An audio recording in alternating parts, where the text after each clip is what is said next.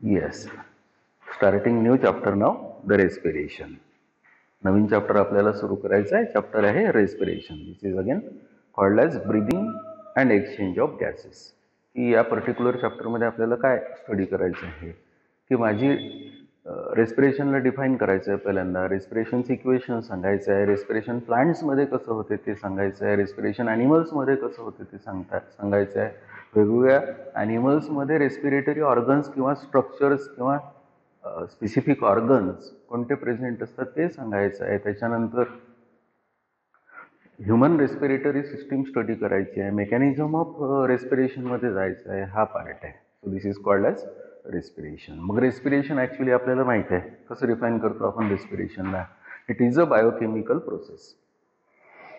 It is a biochemical process of conversion of complex organic food material into simple inorganic substances with the release of energy in the form of ATP. The process is called as respiration. काय definition मध्ये माहित झालं आपल्याला की या respiration मध्ये complex organic food material for example glucose हा oxidise होईल म्हणजे बर्न होईल आणि ऑक्सिडाइज होऊन त्याच्यापासून कॉम्प्लेक्स पासून simple inorganic substances carbon dioxide water सारखे तयार होईल. पण हे होत असताना त्या प्रोसेसमध्ये काय रिलीज होईल एनर्जी. ती पण कोणत्या फॉर्ममध्ये एटीपी. तर या प्रोसेसला काय म्हणतो आपण respiration. So how this particular respiration then can be defined.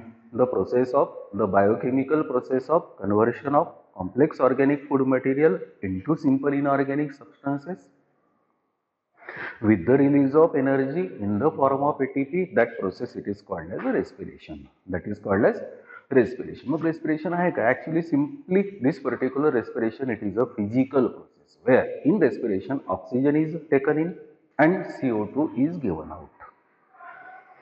की रेस्पिरेशनमध्ये होत काय असते की ऑक्सिजन घेतला जातो आणि कार्बन डायऑक्साईड रिलीज करतो. That particular process simple physical process of diffusion it is called as a respiration. मग आता या पर्टिक्युलर रेस्पिरेशनमध्ये आपण जर ऑब्झर्व केलं तर होते काय. ॲक्च्युली इक्वेशन काय आहे. इक्वेशन आहे C6H12O6 plus 6O2 gives 6CO2 plus 6H2O plus 38 ATP. म्हणजे एक ग्लुकोज मॉलिक्यूल जर ऑक्सिडाइज ऑक्सिजनच्या प्रेझेन्समध्ये झाला तर CO2 मिळणार, H2O मिळणार आणि एका ग्लुकोज मॉलिक्यूल पासून 38 ATP मॉलिक्युल्स मिळणार. And 38 ATP molecules provide 686 kilo calorie energy. म्हणजे एका ग्लुकोज मॉलिक्यूल पासून टोटल एनर्जी त्या 38 ATP पासून किती मिळते आपल्याला 686 किलो कॅलरी एनर्जी मिळते. या प्रोसेसला काय म्हणतो आपण respiration. Indirectly in other words, this particular respiration, it is a exergonic process. It is a exothermic process. It is a catabolic process. Glucose break होतो म्हणून त्याला काय म्हणतो आपण कॅटाबोलिक प्रोसेस. या प्रोसेसमध्ये एनर्जी रिलीज होते म्हणून एक्झर्गोनिक प्रोसेस आणि एनर्जी सोबत हीट पण रिलीज होते. That's this particular respiration it is a exothermic process. मग आता ही प्रोसेस का झाली पाहिजे. Actually this particular process it takes place in all energy requiring cells, all energy requiring organisms. म्हणजे ज्या ज्या सेलला, ज्या टिश्यूला, ज्या ऑर्गनला, ज्या ऑर्गन सिस्टीमला, ज्या ऑर्गॅनिझमला एनर्जी पाहिजे त्याच्याकडे ही प्रोसेस कंपल्सरी झालीच पाहिजे. That particular process it is called as a respiration. That is called as respiration. So simply this particular respiration is intake of oxygen and output of carbon dioxide, and again during this process there is a release of energy. मग आता आपल्याला पाहायचं आहे की this particular respiration how it takes place in plants. म्हणजे exchange of gases how it takes place in plants, exchange of gases how it takes place in animals. मग आता प्लांट्सचा विचार केला तर ॲक्च्युली प्लांट्समध्ये कसं असते. In plants there are various parts. The root, the stem, the leaf. पण त्या रूटमध्ये, स्टेममध्ये, लीफमध्ये जर आपण आत पाहिलं, सेक्शनमध्ये पाहिलं तर त्या पर्टिक्युलर रूटमध्ये, स्टेममध्ये, लीफमध्ये सेल्सच्या मध्ये गॅप्स असतात. And this particular gaps or spaces they are called as intercellular spaces. They are called as intercellular spaces, and all these particular intercellular spaces of the root, stem, leaf, they are interconnected. They are interconnected, and all these particular interconnected spaces directly they opens into the openings which are present on the surface of the leaf. They are called as stomata. They are called as stomata. म्हणजे leaf मधल्या stomata मधून oxygen घेतला जाईल किंवा ते plant green आहे तर ते स्वतःच तयार करेल. मग तो पर्टिक्युलर ऑक्सिजन त्या इंटरसेल्युलर स्पेसेस मधून रूट पर्यंत जाईल. मग रूटच्या सेलच्या कॉन्टॅक्टमध्ये जर ऑक्सिजन येत असेल तर तो पर्टिक्युलर ऑक्सिजन त्या सेलला दिला जाईल and in exchange of that particular oxygen, cell provides carbon dioxide to the intercellular space, and that particular intercellular space with carbon dioxide eliminate that carbon dioxide in atmosphere along with excess of water vapors. म्हणजे काय की in plants there is no special respiratory organs. In plants there is no special respiratory system. प्लांट्समध्ये special अशी काही respiratory system नसते की त्या particular रेस्पिरेटरीमध्ये हे ऑर्गन्स असेल ना, असं नाही. की प्लांट्समध्ये फक्त काय प्रेझेंट आहे त्या रेस्पिरेशनसाठी म्हणजे एक्सचेंज ऑफ गॅसेससाठी इंटरसेल्युलर स्पेसेस प्रेझेंट आहे. So this is the part which is with that particular plants where in plants the exchange of gases takes place between the cell and the intercellular spaces. Okay. मग ॲनिमल्समध्ये काय? ॲनिमल्समध्ये वेगवेगळ्या प्रकार आहे. कसा? In animals for example suppose that particular organism is unicellular, then that particular plasma membrane of that particular cell it act as respiratory surface. म्हणजे suppose for example जर युनिसेल्युलर आहे, त्याच्या आतमध्ये रेस्पिरेशन सुरू आहे, त्या रेस्पिरेशननी त्याला ऑक्सिजन घ्यायचा आहे, कार्बन डायऑक्साईड बाहेर टाकायचं आहे, एनर्जी पण जनरेट करायची. मग त्यावेळेस त्या पर्टिक्युलर युनिसेल्युलर ऑर्गॅनिझममध्ये रेस्पिरेटरी ऑर्गन्स कसे राहील? मग त्या केसमध्ये कसं होईल की तो पर्टिक्युलर युनिसेल्युलर असेल तर त्याची प्लाझ्मा मेम्ब्रेन असेल, and that particular plasma membrane it act as respiratory surface, and that particular plasma membrane it take the oxygen from the atmosphere and give out that particular carbon dioxide to the atmosphere. आता unicellular. जर multicellular असेल तर मग multicellular असेल तर वेगवेगळ्या ऑर्गॅनिझम्समध्ये वेगवेगळे structures आहे. फॉर एक्झाम्पल मी जर असेल तर माझ्याकडे respiratory structure, respiratory organ which is involved in exchange of gases, that is called as a lungs. हे जर एखादा फिश असेल तर respiratory structure, respiratory organ in that particular fish that is called as gills. For example, those particular fish, those particular organism जर frog असेल तर that particular frog it do its exchange of gases or respiration with the help of skin. म्हणजे काही organisms मध्ये skin respiratory structure म्हणून work करेल, काही organisms मध्ये गिल्स म्हणून रेस्पिरेटरी स्ट्रक्चर्स वर्क करेल, काही ऑर्गॅनिझम्समध्ये लंग्स म्हणून रेस्पिरेटरी स्ट्रक्चर स्टडी करेल. आता हा पर्टिक्युलर चॅप्टरचा पार्ट आपल्याला पुढे न्यायचा आहे ह्युमन रेस्पिरेटरी सिस्टीम, की माझ्या रेस्पिरेटरी सिस्टीममध्ये काय काय असेल. चला इथे पहा. The biochemical process of oxidation of complex organic compounds into simple inorganic substances with the liberation of energy in the form of ATP is called as respiration. Yes, मी तेव्हाचं तेच बोललो की या पर्टिक्युलर प्रोसेसमध्ये कॉम्प्लेक्स ऑर्गॅनिक सबस्टन्स हा simple inorganic सबस्टन्सेसमध्ये convert होणार आहे, पण ते होताना सोबत काय लिबरेट होणार आहे? Energy in the form of ATP. The balance equation of this particular cellular respiration is C6H12O6 plus 6O2 gives 6CO2, 6H2O plus 38 molecules of ATP. पुढे respiration is a simple physical process of gaseous exchange और exchange of gases. की रेस्पिरेशनमध्ये होते काय की काही नाही, simple गोष्ट आहे की ऑक्सिजन घेतला जातो, कार्बन डायऑक्साईड लिबरेट होतो. In respiration oxygen is taken in and CO2 is given out. Oxygen घेतला जाईल आणि CO2 बाहेर जाईल. So respiration is nothing but it is a gaseous exchange. So finally the respiration it is nothing but it is a gaseous exchange. That there is a gas exchange of two gases. The one it is called as oxygen, the another it is carbon dioxide. आता आपण observe करू, हे आताच बोललो मी. बघा, exchange of gases in plants. प्लांट्समध्ये respiration किंवा एक्सचेंज ऑफ गॅसेस कसं होणार? In plants there are spaces in between the cells of the root, stem, leave. प्लांट्सच्या रूटमध्ये, स्टेममध्ये, लिव्हजमध्ये इंटरसेल्युलर स्पेसेस असतात. These air spaces are continuous. की ह्या सगळ्या स्पेसेस जर रूट आणि स्टेम आणि लीफ पर्यंत पाहिलेलं असेल तर they are in continuation. Oxygen enters into these spaces through stomata present on the leaves and in exchange of oxygen carbon dioxide get diffused out. Correct. की त्या इंटरसेल्युलर स्पेसेसमध्ये स्टोमॅटामधून जर ऑक्सिजन आलेला असेल तर तो ऑक्सिजन त्या सेलला प्रोव्हाइड होतो. सेल त्या पर्टिक्युलर रेस्पिरेशनमध्ये तयार केलेला कार्बन डायऑक्साईड इंटरसेल्युलर स्पेसला प्रोव्हाइड करतो आणि इंटरसेल्युलर स्पेसमधून तो कार्बन डायऑक्साईड पुन्हा अजून स्टोमॅटाच्या थ्रू एअरमध्ये जातो, किंवा तो कार्बन डायऑक्साईड ते पर्टिक्युलर प्लांट असेल तर फोटोसिंथेसिसमध्ये वापरेल. In aerated soil, the oxygen is dissolved in water and enters it by diffusion. की सपोज फॉर एक्झाम्पल जर प्लांट वॉटरमध्ये असेल किंवा मग मॉइस्ट सॉइल मध्ये प्रेझेंट असेल तर in that case that particular oxygen get dissolved in the water and that particular oxygen with water enters into that particular cell by that process it is called as diffusion.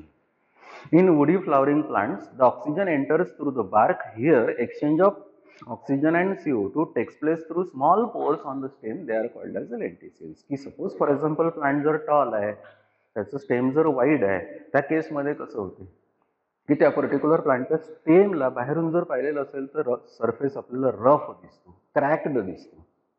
आणि जे cracks दिसतात तिथे openings असतात. The openings which are present in the cracks of the stem or that particular stem bark, the openings are called as the lenticels, and these particular lenticels which are present on the stem of that particular plant, which are openings are called as lenticels. They are involved in the process that is called as exchange of gases. म्हणजे त्या particular स्टेमवर जे opening present आहे ज्याला आपण lenticels म्हणतो तिथून oxygen आत जाईल, कार्बन डायऑक्साइड बाहेर निघेल. This is called as exchange of gases. So in plants this is the way of exchange of gases. Though finally आता आपण जेवढं काही ऐकलं तेवढ्यात हे माहित झालं की in plants there is no special respiratory system. There is no special respiratory system. Simply there is exchange of gases between the cell and the intercellular spaces. पण animals मध्ये असं नाही. मग respiration in animals कसं होईल? In animals, depending upon the complexity of organization and the surrounding medium, certain parts of the body get specialized into respiratory organs. Yes.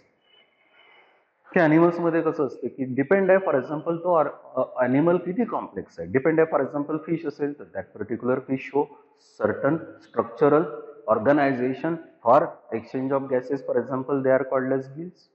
जर तो frog असेल for example that frog show certain specialised structure for exchange of gases that is called as skin. तो जर मी असेल तर देर is presence of special structural organ for exchange of gases that is called as the lungs. Indirectly, depending upon the complexity of that particular animal show the presence of specialized structure for exchange of gases. So in animals, depending upon the complexity of organization and the surrounding medium, certain parts of the body get specialized into respiratory organs. The examples are plasma membrane आहे, gills आहे, lungs आहे, etc. These organs are also associated with the transport system called as respiratory system. का आता हे organs असेल, for example माझे जर lungs असेल तर that is associated with the transport system. For example lungs कोणासोबत associated असेल, आतमधल्या alveoli सोबत, alveoli कोणासोबत associated असेल, bronchioles सोबत, bronchioles कोणासोबत associated असेल तर bronchi सोबत, bronchi कोणासोबत associated असेल तर trachea सोबत, trachea कोणासोबत associated असेल तर pharynx सोबत, pharynx कोणासोबत associated असेल तर nose सोबत, आणि हे सगळं कोणासोबत associated असेल तर partition सोबत, that is called as the diaphragm. म्हणजे खालपासून विचार केला तर डायफ्राम आहे, लंग्स आहे, ब्रॉन्क्युल्स आहे, ब्रॉन्काय आहे, नंतर ट्रकिया आहे, फॅरिंग्स आहे, नोज आहे. या सगळ्या ऑर्गन्सच्या सिस्टीमला काय म्हणतो आपण? Respiratory system. That is called as respiratory system. वरपासून खालपर्यंत पाहिलं तर पहिल्यांदा नोज राहील, मग फॅरिंग्स राहील, मग ट्रकिया राहील, नंतर मग ब्रॉन्काय राहील, नंतर ब्रॉन्क्युल्स राहील, मग ॲल्व्हिओलाय म्हणजे एअर सॅक्स राहील, मग लंग्स राहील, त्याच्या खाली मग डायफ्राम राहील. म्हणजे all this particular organs in human they form the system. That particular system it is called as respiratory system. तर ही रेस्पिरेटरी सिस्टीम आपल्याला स्टडी करायची आहे, पण त्याच्या पहिल्यांदा आपल्याला नीट पॉइंट ऑफ व्ह्यू कुठल्या ऑर्गॅनिझम मध्ये कुठले ऑर्गन्स रेस्पिरेटरी सरफेस म्हणजे रेस्पिरेटरी ऑर्गन्स म्हणून वर्क करतात ते ऑब्झर्व करायचं. So, respiratory surfaces are organs in animals. Carefully observe करा. इथे एक टेबल आहे. या पर्टिक्युलर टेबलमध्ये या साईडला आपण ॲनिमल्स दिलेले आहे. मध्ये ते ॲनिमल्स कशी आहे म्हणजे त्यांचं हॅबिटॅट काय आहे ते दिलेलं आहे आणि त्यांचे रेस्पिरेटरी स्ट्रक्चर्स दिलेले आहे. For example first it is protist or sponges or coelenterates. हे जर ॲनिमल्स असेल तर all this particular animals they are aquatic and they do their exchange of gases with the help of plasma membrane. With the help of plasma membrane. म्हणजे या प्रोटिस्टकडे, स्पॉन्जेसकडे, सिलेंट्रेट्सकडे special respiratory organs किंवा structures नाही आहे. दे perform respiration with the help of this particular covering of that particular cell that is called as the plasma membrane. Second, flatworms, annelids, amphibians. ये flatworms है, annelids है आणि amphibians है. They are mostly for example aquatic. Some are semi-aquatic. They do their exchange of gases with the help of plasma membrane as well as the moist skin. Plasma membrane as well as the moist skin, की फ्लॅटवर्म्स आहे, ॲनिलिड्स आहे, amphibians आहे, हे जर for example respire करत असेल, exchange of gases करत असेल, तर they do that particular exchange of gases with the help of plasma membrane as well as their skin, but that skin is moist. Now another example is insect, की insects मध्ये respiratory surface कुठला राहील, तर insects they are all terrestrial and they do their exchange of gases with the help of tracheal tubes and spiracles. स्पिरॅकल्स आहे, tracheal tubes आहे, त्या particular स्पिरॅकल्सच्या हेल्पनी ते म्हणजे इनडायरेक्टली त्यांच्या डॉर्सल साईडला फॉर एक्झाम्पल पाहिलेलं असेल तर ओपनिंग दिसतं, त्यांना आपण स्पिरॅकल्स म्हणतो. स्पिरॅकलच्या खाली पाहिलेलं असेल तर ट्रकियल ट्यूब्स आहे इन्सेक्ट्समध्ये, फॉर एक्झाम्पल कॉक्रोचमध्ये हे तुम्हाला पाहायला मिळेल. Another example is arachnids. For example examples are spider, scorpion सारख्या ॲनिमल्समध्ये they are mostly terrestrial and they possess special structures for exchange of gases. They are called as book lungs. Now another they are called as arthropods. For example is limulus. या particular ॲनिमलला आपण पाहिलेलं असेल तर actually aquatic आहे, arthropod आहे पण aquatic आहे. and they do their exchange of gases with the help of structures. They are called as aquatic असल्यामुळे gills, but the gills which are present in that particular arthropods which are aquatic, they are book gills. They are called as book gills. ठीक आहे. Another is amphibians. ॲम्फिबियन्समध्ये frog, tadpole आहे, नंतर salamander आहे, हे aquatic आहे. तर या पर्टिक्युलर ॲम्फिबियन्समध्ये एक्सचेंज ऑफ गॅसेस कशाने होईल तर एक्सटर्नल गिल्स. त्याच्यानंतर फिशेस आहे, they are all aquatic and they do their exchange of gases with the help of structures. They are called as internal gills. Reptiles आहे, बर्ड्स आहे, mammals आहे म्हणजे आपण आहे. So reptiles, birds, mammals, mostly they are terrestrial and they do their exchange of gases or respiration with the help of specialized structures, and the specialized structures for respiration are called as lungs. त्याच्यानंतर turtles मध्ये पाहिलेलं असेल तर they are all under water, they are present within the water and they do their exchange of gases with the help of structure. The structure is called as a cloaca. म्हणजे पहा या सगळ्या examples मधून एक idea आपली clear होईल की सगळ्या ॲनिमल्समध्ये सारखे रेस्पिरेटरी स्ट्रक्चर्स नाही असत. कुठे प्लाझ्मा मेम्ब्रेन आहे, कुठे गिल्स आहे, कुठे लंग्स आहे, कुठे क्लोएका आहे. म्हणून all this particular of course for getting energy, for obtaining energy as a source of energy, all these particular organisms they must possess that process. That process it is called as a respiration. In respiration, all these particular organisms, of course, they obtain oxygen, they release the carbon dioxide, but besides this particular process, these particular organisms, during this particular exchange of gases, these organisms, they releases the energy in the form of ATP. ATP, it is called as adenosine triphosphate. ATP, it is called as energy coin. ATP, it is called as energy currency of the living organism. So, in order to satisfy the need of that particular energy, all organisms, all living organisms, they must possess that process. That process it is called as respiration. आता आपल्याला याच्या पुढे जायचं आहे आपल्या respiratory system मध्ये. Part आहे human respiratory system. आता नोज पासून सुरू करावं लागेल तर डायफ्राम पर्यंत यावं लागेल. So system starting from nose up to the diaphragm, which include nose, pharynx, trachea, bronchi, lungs and diaphragm. Together it is called as a respiratory system. So he respiratory system detail आपल्याला study करायची, that is called as respiratory system. Now we are going to start the human respiratory system. आता आपल्याला काय सुरू करायचं आहे human respiratory system. आपल्या respiratory सिस्टममध्ये कुठले पार्ट्स राहील तर नोज पासून तर डायफ्राम पर्यंत एवढे पार्ट्स राहील आपल्या ह्युमन रेस्पिरेटरी सिस्टममध्ये. मग कुठले राहील तर पहिल्यांदा नोज आहे, नंतर फॅरिंग्स आहे, मग लॅरिंग्स आहे, मग ट्रकिया आहे, मग ब्रॉन्काय आहे, मग लंग्स आहे आणि सगळ्यात शेवटी डायफ्राम आहे. So all these particular parts collectively form the system. That particular system it is called as respiratory system. That is called as respiratory system. आता आपल्याला एक एक पार्ट डिस्कस करायचा आहे. पहिल्यांदा नोज कसं असणार, मग एक एक पार्ट आपण पुढे कंटिन्यू करू. बघा, the human respiratory system consist of following parts. The parts are nose. पहिल्यांदा नोजच्या मागची जी ट्यूब आहे that is called as pharynx. त्याच्या खाली साऊंड जो बॉक्स आहे that is called as a larynx. त्याच्या खाली जो विंड पाईप आहे that is called as a trachea. Trachea branch होत असेल तर ब्रांचेसला काय म्हणतात ब्रॉन्काय. ब्रॉन्काय कुठे ओपन होतात तर लंग्स.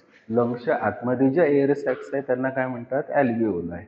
आणि त्या ॲल्व्हिओलाई म्हणजे लंग्सच्या खाली जे पार्टिशन आहे की ज्या पार्टिशनमुळे त्या लंग्सला वर्क करता येते, त्या पार्टिशनला थोरॅक्स आणि ॲब्डॉमेनला सेपरेट करणारं जे पार्टिशन आहे, that partition it is called as a diaphragm. That is called as diaphragm. So human respiratory system consists of nose, pharynx मागे, त्याच्यानंतर लॅरिंग्स, त्याच्यानंतर ट्रकिया, त्याच्यानंतर ब्रॉन्काय, त्याच्यानंतर लंग्स, नंतर आतमध्ये ॲल्व्हिओलाई आणि लास्ट डायफ्राम. आपण एक एक पार्ट आता ऑब्झर्व करू. The first part of this particular human respiratory system it is called as nose. मग आता हे नोज आहे, there is presence of a single nose, but that particular single nose it shows the presence of two openings. These particular two openings which are present in that particular nose, they are called as nostrils. They are also called as external nares. They are also called as external nares. बघा, nose it is a single and it possesses a pair of openings called as external nares, or these particular openings they are called as nostrils for the entry of the air into the nasal cavity. की बा हे जे दोन opening आहे हे कशासाठी आहे, तर एअर आत एंटर झाली पाहिजे. कुठल्या कॅव्हिटीमध्ये, नोजच्या आतमधल्या कॅव्हिटीमध्ये. That cavity it is called as nasal cavity. The nasal cavity is divided into two chambers by mesethmoid cartilage. की हे जे नोज आहे याच्यात जे दोन नॉस्ट्रिल्स आहे, या दोन नॉस्ट्रिल्सच्या मध्ये जे पार्टिशन दिसते, that particular partition it is cartilaginous partition. And that particular partition it is called as a mesenteroid cartilage, and that mesenteroid cartilage which is present in this nose divides this particular nose into two chambers. The chambers are called as nasal chambers. They are called as nasal chambers. Each nasal chamber is further divided into three parts. की एक जो nasal chamber आहे किंवा ज्याला आपण nostril म्हणतो, nasal chamber म्हणतो, that is again divided into three parts. Three parts कोणते? The first part it is called as vestibule, second part it is called as conditioner, and the third part it is called as olfactory chamber.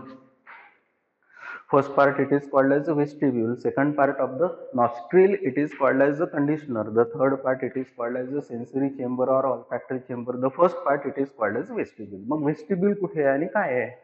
It is the proximal part of the nostril. It possesses hairs for filtering the air and trapping particles dust in inhaled air. की या particular nostril मध्ये हे जे opening दिसून राहिलं, या particular ओपनिंगला काय म्हणतो आपण? Vestibule. So it is the proximal म्हणजे front opening. So it is the front और proximal part of the nostril. It possesses hairs. आज जर पाहिलेलं असेल या पर्टिक्युलर ओपनिंग मध्ये तर तिथे हेअर्स दिसतात, आणि the function of that particular hairs which are present in the nostril is to trap the dust particles for the filtration of the air. The another part of that particular nostril it is called as the conditioner. It is the middle part of the nostril. It is thin walled and highly vascular part for warming and moistening the air.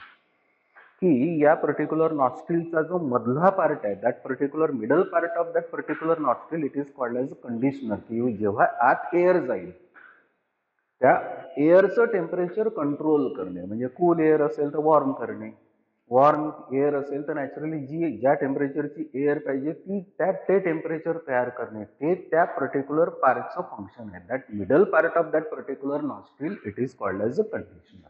And the uppermost part of nostril, या नॉस्ट्रिलचा सगळ्यात वरचा जो part आहे ज्याने आपण smell sense करतो, that part it is called as a olfactory chamber. It is the uppermost part of the nostril for sensing the smell. So thus this particular nostril म्हणजे हा जो पर्टिक्युलर एका नोजचा जो एक चेंबर आहे ज्याला आपण नेझल चेंबर म्हणतो, या नेझल चेंबर मध्ये पण तीन पार्ट आहे जे आता आपण सांगितले. The opening which passes the airs that is called as vestibule. The middle part which warms the air, which moistens the air, that is called as conditioner. And the upper part of that particular nostril or nasal chamber, it is called as olfactory chamber, which senses the smell. So the two nostrils together it is called as first part of the respiratory system, that is called as a nose. That is called as nose. And these particular two nasal chambers, indirectly the two nostrils, म्हणजे two nasal chambers behind opens into the tube. That particular tube it is called as the pharynx. That is called as the pharynx. But this particular pharynx it is again divided into three parts. कसं की ती tube जी आहे ती common tube आहे. ती tube नोजला जाते, ती tube mouth कडे पण येते, ती ट्यूब लॅरिंग्स कडे पण जाते. The tube which run towards the nose, it is called as the nasopharynx. The tube which run towards the mouth, it is called as oropharynx. And the tube which run towards the larynx, it is called as the laryngopharynx.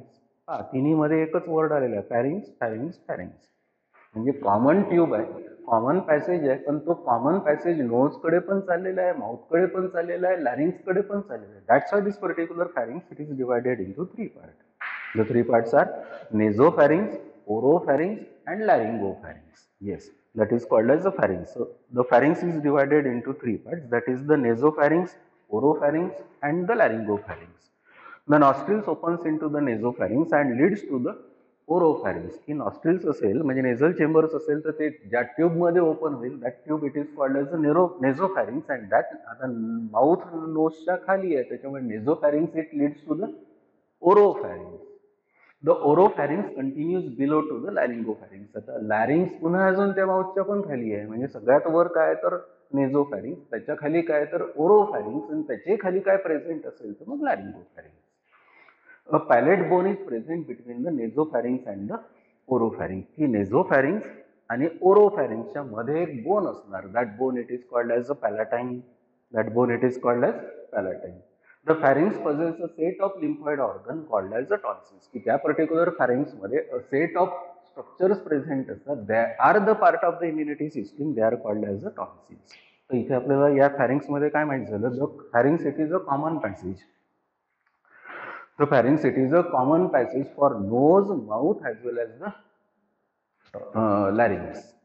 म्हणून त्या particular pharynxला पहा आपण वरची tube असेल नोजकडून निघणारी तर तिला म्हणतो नेझोफॅरिंक्स. तीच पुढे माउथच्या मागच्या ट्यूबला कंटिन्यू होत असेल तर तिला काय म्हणतो ओरोफॅरिंक्स.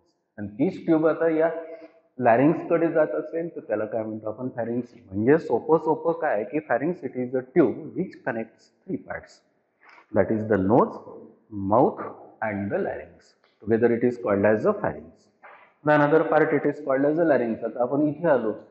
This is called as the sound box. This is called as the voice box. This particular sound box or voice box of this particular respiratory tract, it is called as the larynx.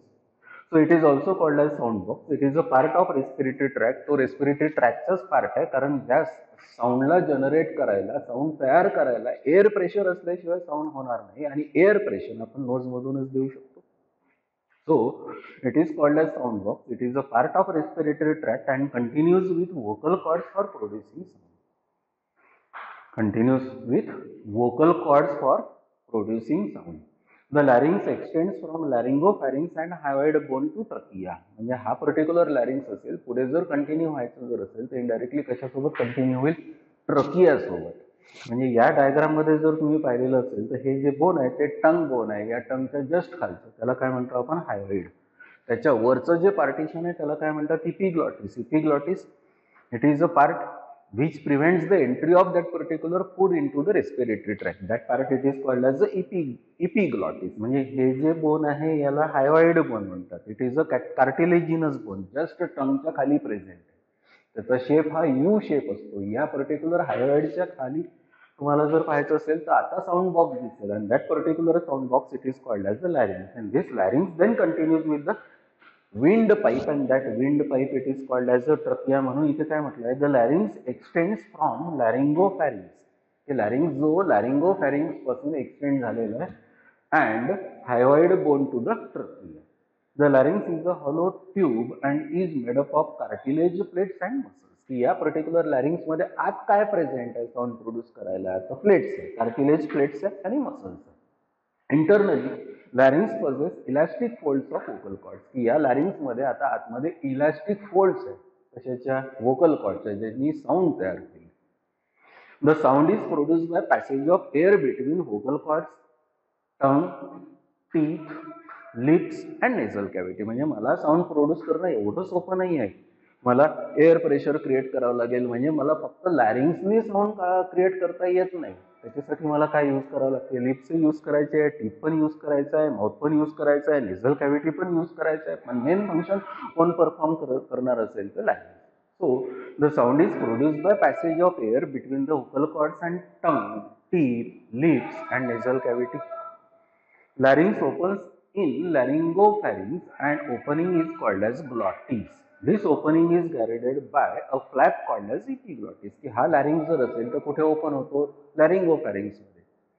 पण इथे एक जे opening आहे कशा कशामध्ये, लॅरिंग्स मध्ये आणि laryngopharynx मध्ये, that opening it is called as glottis and that is guarded by flap. That particular flap it is called as epiglottis. Thus the function of that particular epiglottis is to prevent the entry of the food into the respiratory tract.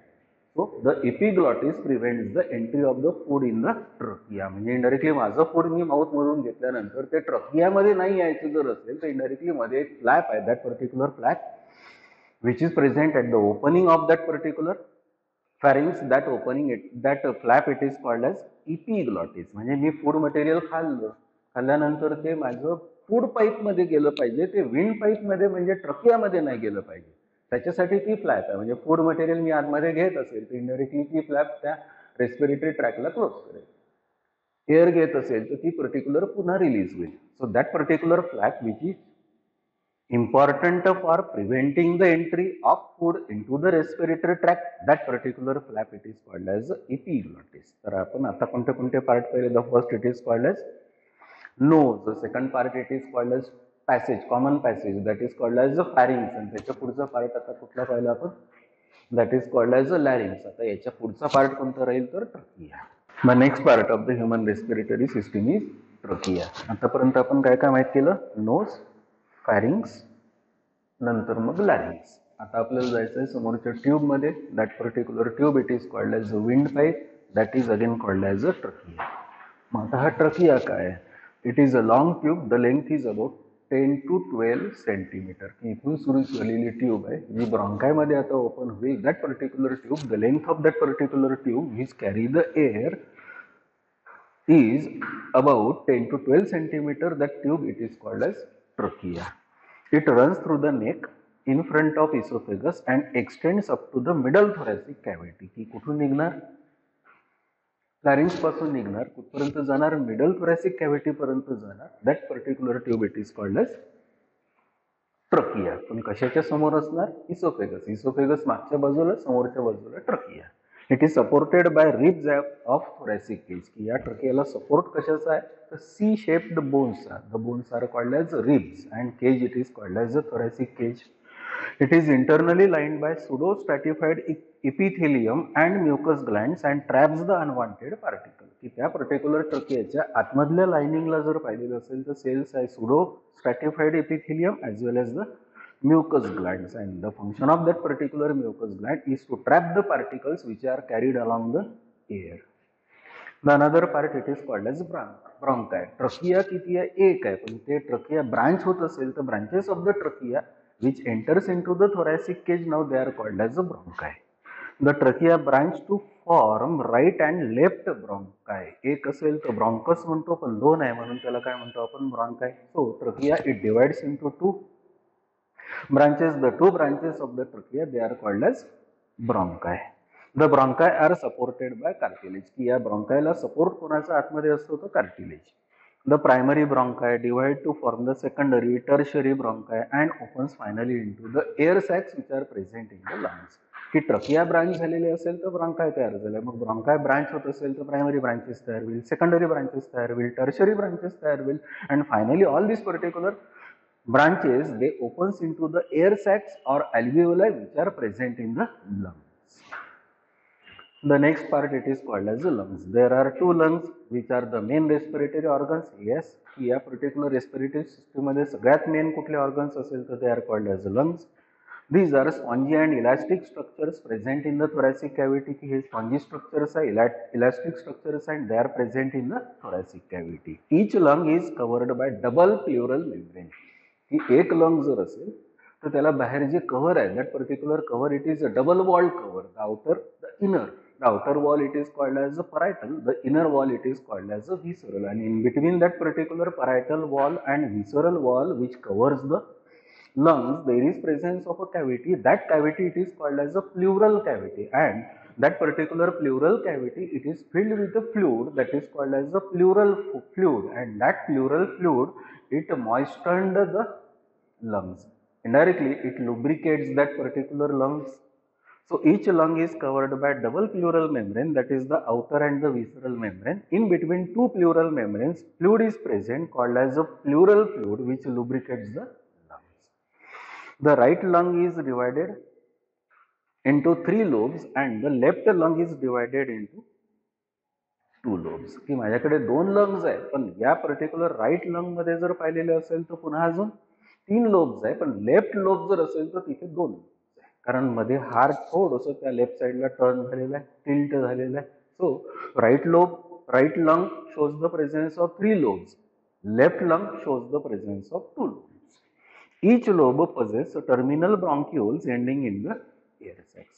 की प्रत्येक कोणत्याही lobe मध्ये इथे तीन आहे, इथे दोन आहे, तर इनडायरेक्टली तिथे काय एंड होईल, ब्रॉन्किओल्स एंड होईल. आणि ब्रॉन्किओल्स एंड कशात होईल तर त्या पर्टिक्युलर लोब्स मध्ये काय प्रेझेंट आहे, sacs. The sacs are called as air sacs and these particular air sacs they are also called as alveoli. म्हणजे लंग्स मधल्या लोब्स मध्ये काय प्रेझेंट आहे, air sacs present, and such particular air sacs which are present in that lobe of the lung they are called as the alveoli. The another part is alveoli. The alveoli, they are the thin walled lobulated structures present in the lungs, they are called as air sacs. की माझ्या lungs मध्ये जे thin walled structures present आहे, जे particular structures लंग्सच्या lobes मध्ये present आहे, जे particularly basically exchange of गॅसेसचं काम करणार आहे, फंक्शन करणार आहे, such particular thin walled structures, lobulated structures which are present in the lungs, they are called as alveoli. खूप असतात म्हणून त्याला अल्व्हिओलाई म्हणतो. Each is called as, each air sac it is called as alveolus. Each is called as alveolus. These are supplied with blood vessels. की यांना supply कशाचा असतो, blood वेसल्सचा असतो, कारण ब्लड वेसल्सचा सप्लाय याच्यासाठी लागेल की ब्लडनीच एक्सचेंज करायचं आहे, ब्लडनी ऑक्सिजन घ्यायचं आहे आणि कार्बन डायऑक्साईड बाहेर कॅरी करायचं आहे. The air sacs have highly elastic wall made up of squamous epithelium. या पर्टिक्युलर अल्व्हिओलाई म्हणजे एअर सॅक्सची वॉल कशापासून तयार झालेली असेल तर squamous epithelium. There are 700 million alveoli in the lungs and they provide surface area for the exchange of gases. की माझ्या दोन्ही लंग्स मध्ये टोटल अराउंड 700 मिलियन alveoli present असतात and they provide the surface for the exchange of gases. And the last part of this particular human respiratory system, it is called as diaphragm. मग diaphragm काय आहे? It is a dome like muscular structure which separate this complete trunk into two cavities, that is the thoracic cavity and the abdominal cavity. So partition which is present in the trunk, which divides this particular trunk into two cavities, that is the thoracic cavity and the abdominal cavity, that is called as diaphragm. So it is a muscular partition or septum that separates thoracic and the abdominal cavity. So shape of this particular diaphragm, it is dome shape असतो. and upon contraction, की या particular muscular स्ट्रक्चरला ज्याला आपण diaphragm म्हणतो, हे जर contract झालं तर it becomes flat. So thus finally the human respiratory system consists of various parts. The various parts are nose, pharynx, larynx, trachea, bronchi, alveoli, lungs, and finally the diaphragm. So this is the human respiratory system.